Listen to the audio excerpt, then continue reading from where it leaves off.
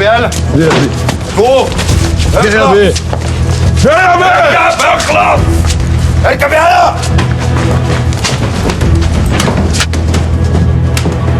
يا بيه مسكني كده ليه؟ انا عملت ايه؟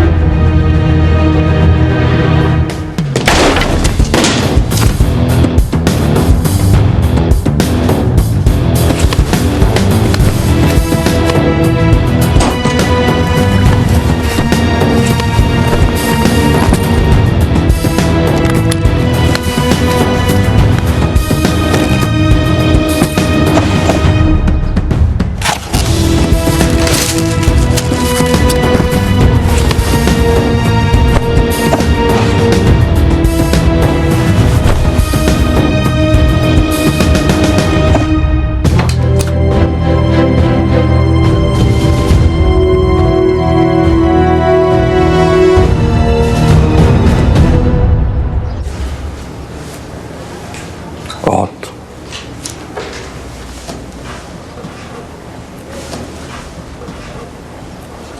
فتح المحضر بتاريخ اليوم الساعة 10:30 صباحا بسرايا النيابة نحن صلاح الشاهد رئيس نيابة 6 أكتوبر الجزئية، حيث تلاحظ لنا وجود المتهم خارج غرفة التحقيق، فدعوناه بداخلها وبسؤال شفاهة عن التهمة المنسوبة إليه. تسرية فدوى حسن إبراهيم الجمل بالإكراه ما حصلش. فأنكرها، حيث تلاحظ لنا أنه شاب أسمر اللون يرتدي ملابس أفرنجية وفي العقد الرابع من العمر، حيث شرعنا في سؤاله بالآتي أجاب. الاسم؟ رضوان حامد مصطفى. سنك قد إيه يا رضوان؟ 34. تشتغل إيه؟ بوهياجي وسطادوكو. العنوان؟ 38 شارع السد العالي الشربية. ما قولك فيما هو منسوب إليك بأنك سرقت المجني عليها فدوى حسن إبراهيم الجمل بالإكراه وتهجمت عليها في بيتها وسرقت مبلغ 70,000 جنيه، ده تحت تهديد السلاح؟ كذب وافتراء. ما سرقتش حاجة، السلاح ده بتاع واحد من رجالتها، أنا رحت لها، بس اللي سيادتك بتقوله ده ما حصلش. طلب مني فلوس كتير سعادتك، بس انا الصراحه ما رضيتش اديله لان عنده ماله وربنا عطيه، بس هو طماع ومضيع كل فلوسه على الغوازي والسهر والستات لا مؤاخذه يعني. بعد كده سعادتك راح لمراتي وعمل اللي عمله ده. لا وبمنتهى البجاحه سعادتك بعت لي الرساله دي. انا عندي فدوى يا فتحي، وانت عارف ليه؟ شفت؟ حصل يا باشا. انا وفتحي كنا قاعدين ورضوان قال له على فلوس وفتحي ما رضيش يديها له. رضوان ساعتها قعد يزعق وقال له ما تزعلش مني لو خدتهم منك غصب عنك انت او من اي حد يخصك. لقيته معدي عليا في الصيدليه وبيقول لي هات ايراد الصيدليه. قلت له فتحي محرج عليا ما ادالكش ولا مليم، وبعدين ما تقعد وتكن في بيتك وتبطل صرمحه، انت لسه قايم من عمليه وحادثه، واقرا قران لمراتك الست الطيبه الله يرحمها وابنك. قال لي انت مال اهلك، انا حياتي السهر واذا كان عاجبكم. ومد ايده في الدرج وخد كل اللي فيه، كان حوالي 2000 جنيه. ولما قلت لفتحي قال لي ربنا يهديه، ما اتعص يا بيه ولا شال اخوه انه ما عملوش حاجه، وعمل الكبير او راح عند فتوى. قاعدة في أمان الله، لسه مخلصة العشاء وبسبح، لقيت جرس الباب بيرن، بفتح لقيته في وشي. قلت له ازيك يا رضوان، انت ايه يا اخويا اللي منزلك من البيت وانت تعبان كده؟ لقيته بيزقني وفي ايده سلاح، قال لي خش يا مرة هاتي اي فلوس من جوه. اللي نزل عليا صريخ، وهو بدأ يفتش في البيت، خد كل الفلوس اللي في الدولاب، 70,000 جنيه ميات. وانا بقيت اقول له عيب يا اخويا، عيب عيب ده انا مرات اخوه. مد ايده عليا وهددني بالسلاح اللي كان معاه لغايه ما طلع البواب وغتني منه. حسبي الله ونعم الوكيل. حسبي الله ونعم الوكيل فيك يا اخي. حسبي الله ونعم الوكيل.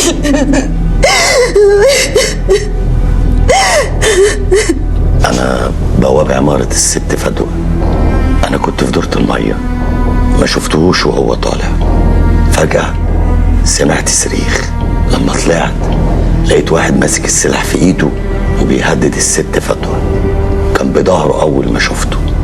لما لف لقيته الأسطى رضوان. قلت له ليه كده يا اسطى رضوان؟ بتعمل ليه كده؟ ده بيت أخوك. راح ضربني بالسلاح اللي في إيده على دماغي زي ما سعادتك شايف كده. ومش خد اللي هو عاوزه وضربنا ويمشي، لا، خد تليفوني وبعت منه رسالة لفتحي ولا همه، أكيد كان مبلبع حاجة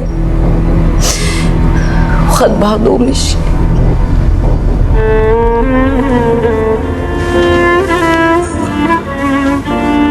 شفته هو راجع في الشارع وفي ايده كيس بلاستيك.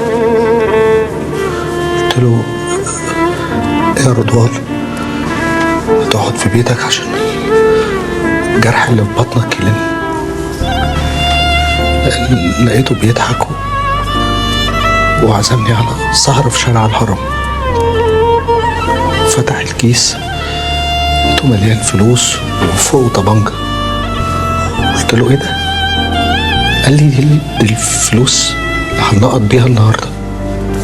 اخدتها من فدوى مرات فتحي وسابني ومشي. وبعدين عرفت اللي حصل.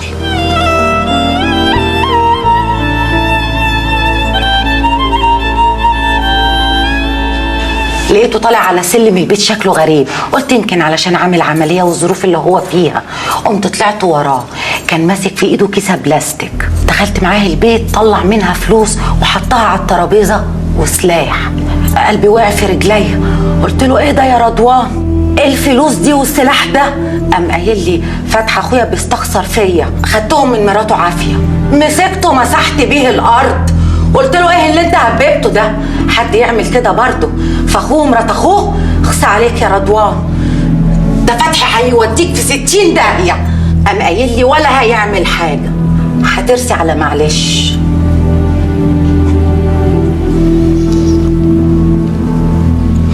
انا اللي غلطان سعادتك، انا اللي عودته على كده. لو كان من اول حاجه عملها كنت بلغت عنه ما كناش وصلنا للي احنا فيه ده. بس الظاهر يا باشا ان اللي بيراعي الدم وبيخاف على اخوه وبيصعب عليه اذيته بيتشاف ضعيف سعادتك. واخوه يستحل ماله وحرمة بيته. انا اسف سعادتك بس الموضوع ده حارق قلبي قوي.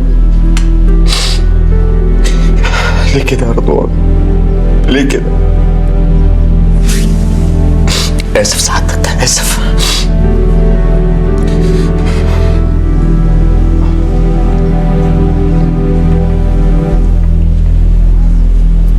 انا ما اعرفش حاجه عن التسجيل ده، وما اعرفش كمان رضوان بيتكلم عن ايه.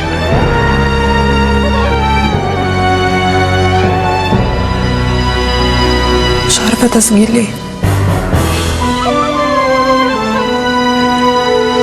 انا ما سجلتش لاخواتي حاجه، مش عارفه رضوان بيتكلم عن ايه.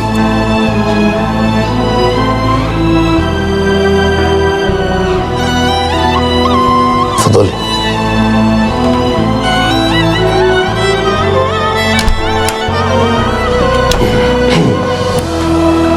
اولا يحبس المتهم 4 أيام على ذمه التحقيقات ويراعى النظر في امر حبسي في الميعاد القانوني المحدد.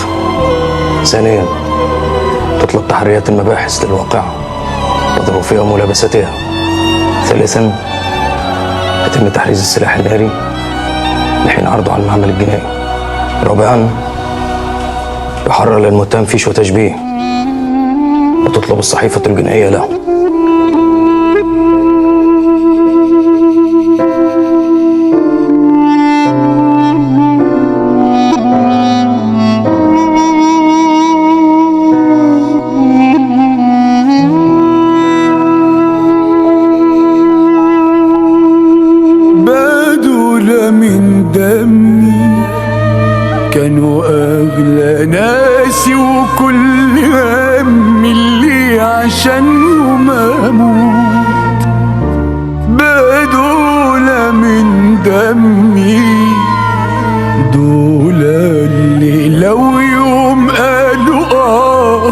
أسمعها من غير صوت، نفس الجذور بس الفروع اتفرقت بقى بينها سور. جفت قلوب كانت في يوم تملى البحور. لو سمعني يا ابويا محتاج لك تقول ازاي زرعت في ارض خير وسبت ارض اخواتي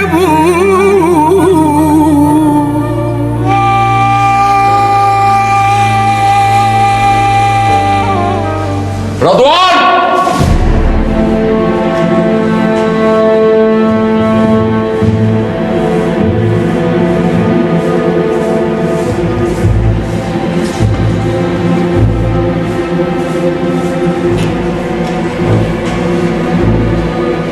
اوعى تفتكر انها خلصت كده، ده احنا لسه بنستفتح يا ابن ابويا. بنقول بسم الله الرحمن الرحيم، وحقي وحق اخواتي هعرف اخده من كرشك كويس قوي.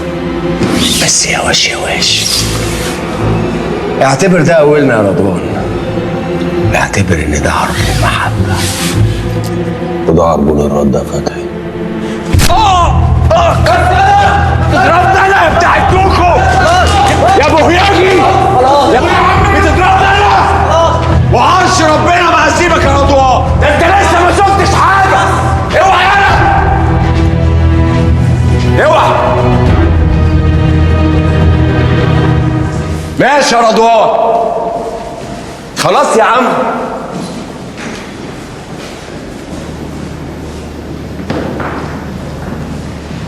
يلا